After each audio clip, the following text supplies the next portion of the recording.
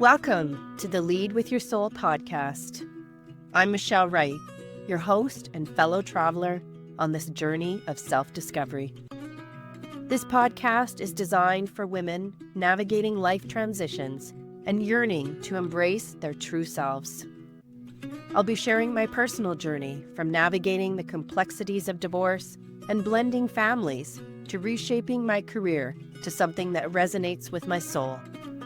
With 3 decades as a teacher and mentor, I'm here to share insights, heartfelt stories, and practical strategies. Together, we'll explore how to cultivate self-love and create the vibrant, fulfilling life you deserve. Join me each week as we dive deep into the art of living authentically. Welcome to the Lead with Your Soul podcast, and I'm Michelle Wright, your host, and I'm so glad you're here. As you can see, I'm still in Victoria. We have a good 3 weeks left, and we're enjoying it. In the rain, in the sun, and away from the ice and snow. Today, I want to talk about some synchronicities that happened in my life and what they have helped me to uncover in my own heart, in my own soul. And I'm hoping that through this, you're going to start being curious about the synchronicities happening in your own life. The synchronicities and the signs that have you connect with your inner compass, your intuition, your heart, your soul, and your spirit team. And what that learning can mean for you as you move forward in this human existence, embodying everything that we are in our humanness and as we celebrate it. So this story starts with me walking my dog in this beautiful paths of Victoria. And I just had a sense, I need to look, there's a sign here. For me, where my sense comes in is a feeling inside of my chest. It's almost like sparkly tinglies inside of my chest. And I'm like, and so I just kind of look around. I'm interested in what's going on. And I start looking. Often I'll see animals, feathers. So I was thinking, because I've been really looking for one of these beautiful raven feathers from these gorgeous ravens hanging around here. So I'm thinking, I'm going to get a feather. And instead, I found this. So it was at night. I'm going to see if you can see it the best. It is a leaf. And this leaf, it has all of kind of the skin just taken off of it. And there we go. And you can see almost the bones within. And I thought, this is interesting. First of all, it was beautiful. It was in the dusk of the evening. So that light, the sunlight that was running through it, just made it shine. It was ethereal and beautiful and just connected to it. At the same time that I had this, I have had a physical ailment again and again. So I just keep on getting hit with them. And I was feeling vulnerable in my body. I really was. I was feeling vulnerable. I was in so many ways, I think, berating myself for my lack of health and for the ways that I could help myself be healthy. And so when I looked at this, the negative part that first came to my mind is, I'm just decaying into old age. This is what happens. Like you just have everything fall apart from you and you just continue to decay and there's nothing left of you except for bones. I'm like, well, that's a little bit difficult. That's a little bit sparse. But I had to hold that too, because I think there is a grieving as we age. And I think that's why there's books, poems, movies about not wanting to age. Because there is a grief as we leave physically the aspects of ourselves that make it easier to move, that make it easier to do different things. Now, This is where aging comes with wisdom. And what comes with that is also the understanding that what you're giving up and what you're gaining is even deeper. You're embodying and you're able to see yourself in a complete different way. And if you can hold the grief of how we're aging and we can't move in the same way, and just hold that and be real with it and say, yeah, you're right. Okay. So now how can I move forward in this new version of myself? And not try and be the 20 me, the 30-year-old me, the 40-year-old me, the beginning of the 50-year-old me. Not be that person, but be me, Michelle, who's about to turn 57 at the end of April. And really celebrate and embody that. I found this beautiful deck, the Unity Oracle, and in it was celebration. And it's not just celebration of anything. It is celebrate the pleasures of embodiment on earth. And this fits so well when I picked up this leaf because it's the embodiment of being on earth. We are these energetic, spiritual beings. And we chose to come down at this time in this human 3D experience and to celebrate that. And for me, it is really now adjusting my dualistic thinking. If everything's decaying, that's bad. So all of a sudden, there's good, there's bad. There's old, there's young. One is good, one is bad. Instead of looking and embodying the whole experience, the whole human existence, and recognizing that there is wisdom, there is joy, sadness in all parts of it. And we can move into that exploration, and that's the embodiment. Is this life is about embodying that journey, moving forward with ourselves. What's coming to mind is, as we move into this world, we're these beautiful little babies. And we are nurtured and we grow. So these bones, they're just growing. Our gifts, our minds, our language, it's growing, it's growing. And then we get to a point in our human body where it's not growing at that same sense. It's starting to shift. You hit menopause, it shifts how our body works. And through this shift, we are offered a deeper, no, I'm not going to say deeper. We are offered another experience that is different. I'm not moving as fast, not doing as much. So I have more time to contemplate and to wonder what's going on. Here's my beautiful cat. And as I contemplate and wonder what's going on for me in my life, for my family, what does it mean? It's because my body's slowing and my life is slowing to a different rate. And actually, I'm at this point where I wake up in the morning and say, what do I want to do today? This is a blissful time of my life to be in. So what I want to do is I want to pull another card from this beautiful Unity Oracle deck and talk about the insight, the deeper insight that can help us move forward. And it's building conscious communities. Community keeps coming up again and again, and it says you can never underestimate the power of community. And so as I'm saying this, part of what happened last night is I stayed up way too late. I was watching this beautiful show on Gem, and it's called Small Achievable Goals. It is absolutely brilliant. It is written and acted by two women going through menopause and perimenopause and what that looks like in the workplace. And so they have their bodies shifting, changing. They talk about the real challenges of being women and within the medical system, what that feels like.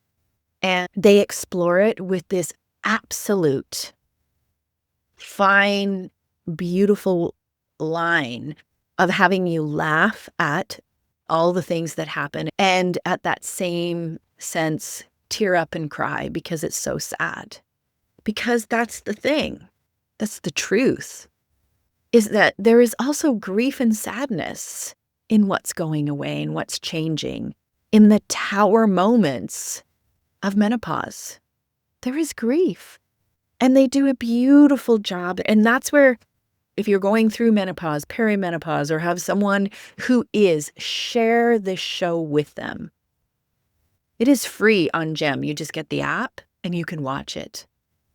And it gets you to really honestly look at the human experience, embody it in its fullness, embody it to celebrate who we are as women, to laugh at ourselves as we are as women, and that's the community.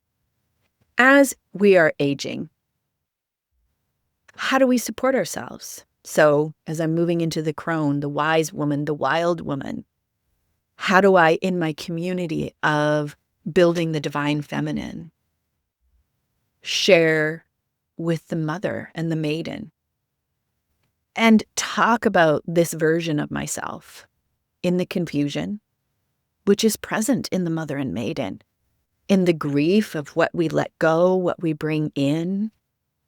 And this is the community of women. This is the community of tower moments that come at different times of our lives. It is a tower moment when you first get your period and you recognize what's happening and what's going on in your body. It can be a beautiful moment. And then as you move into the, this is going to happen for the rest of my life moment, you're like, what? And that's the community of women. It's the divine feminine of who we are and coming together. And it's building this conscious community of where you are. This was mine around menopause. You might have a community of oracle readers, of tarot readers. You might have a community connected with building your health span. I do too. I connect with Dr. Vonda Wright, Dr. Stacy Sims, and I get really good guidance on how to move forward in a healthy way as a woman in menopause and taking care of my bones and my health to increase my health span. So for you, where do you find community? And I hope you find community with me on my podcast, on my Instagram with coffee and cards, on my YouTube with my YouTube lives. We can support each other with questions. We can support each other seeing the humor, seeing the challenges and grief and the poignant, sad moments that change brings in our lives. And through that, celebrate the whole existence of the human experience. For you, I invite you to look at where your messages are coming from. What's your community? If you go for a walk or you're driving along the road, what are you seeing patterns in? Is it in the animals? Is it words? Is it you're hearing the same message from different people or the same song on the radio? And where does that bring you closer to your own human embodiment of the experience you're having right now in your life? Share it with me. Connect with me. Let me know what's going on. So as you move forward and I move forward, as we embody our human existence, I have my Judith Orloff cards. Just where do we need to surrender? What can we move into and surrender with trust that this is the way we need to move? And it is beautiful. Surrender to silence. In quiet meditation or contemplation, let go and enter the stillness within you. Silence can heal and replenish you. Contemplation and silence, meditation and thinking are really challenging to build into our lives these days. And it talks about communities. So where can you have communities that help you do this? So you might be going to yoga. You might be part of different communities, maybe the Calm app or the meditation app that helps you do this. And this card of surrender, the silence, is as we look outside of us for the leaves, for the different signs, the answer comes from our own contemplation, our own thinking, our own rearranging of our energy, our thoughts, and understanding what this means for us at this time in our bodies, in our spirits, and with our spirit team. And as we shift and we move into these different aspects of our life, the quiet and building in sacred pause, sacred quiet times can be hard. And for me, what that can look like is I can actually be challenged. So there is an underlying script that happens for me, which is I am only of value if I'm serving, if I'm doing, if I'm giving. And I recognize that I've had that. I've had that from growing up in Alberta. I have to say it's a very, very focused and work hard and you need to be productive. That's just within the society of general.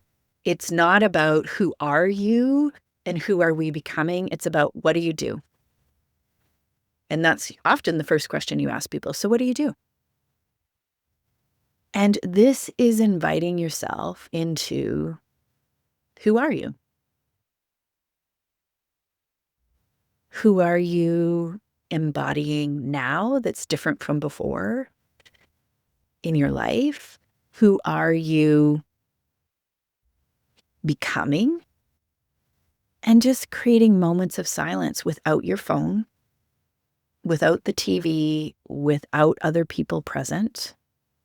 Or if they are present, they're helping you deepen the contemplation, deepen the questions, deepen the experience for yourself so that then you can go in silence within.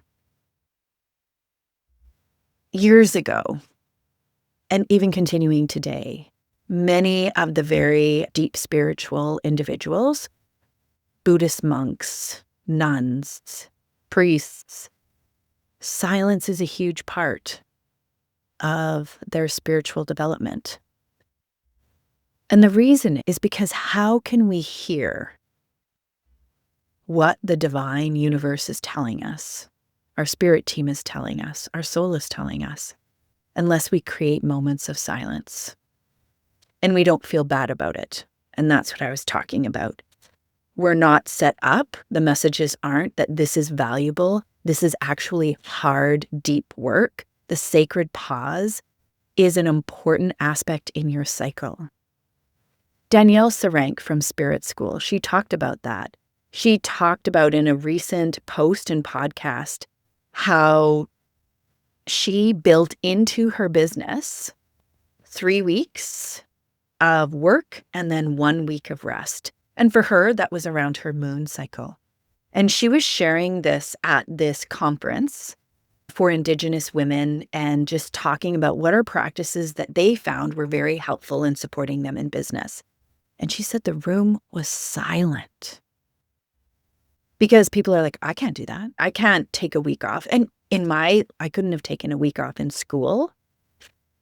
The question is, though, are you building in a cycle of silence into your week, your month, your year? Are you going on a pilgrimage to celebrate and embody this human existence, to heal, to become? And how are you doing that? These messages started by picking up a leaf and built upon the trust that this message was for me, and I believe I am getting messages for my own journey as well as to share them for yours. That's what I trust. I trust my service in this podcast is to give you points that are going to help you on your life's journey, wherever you are in your life. And I trust that the cards that I pull help to trigger and move my mind in different ways that are going to guide me towards the path, and understanding that this sense of becoming happens through silence. I know for myself, I'm going to really think about this and plan in where silence is coming in my life. I'm going to share it with you on Instagram. Share it with me. Until next time, my beautiful listeners, keep leading with your soul. That wraps up another episode of the Lead with Your Soul podcast. I'm so grateful you chose to spend this time with me. As you navigate your own life transitions, remember to be gentle with yourself and embrace the journey. If you found value in today's episode, please subscribe and share it with others who might benefit. Join me next week for more insights and inspiration. Until next time, keep leading with your soul.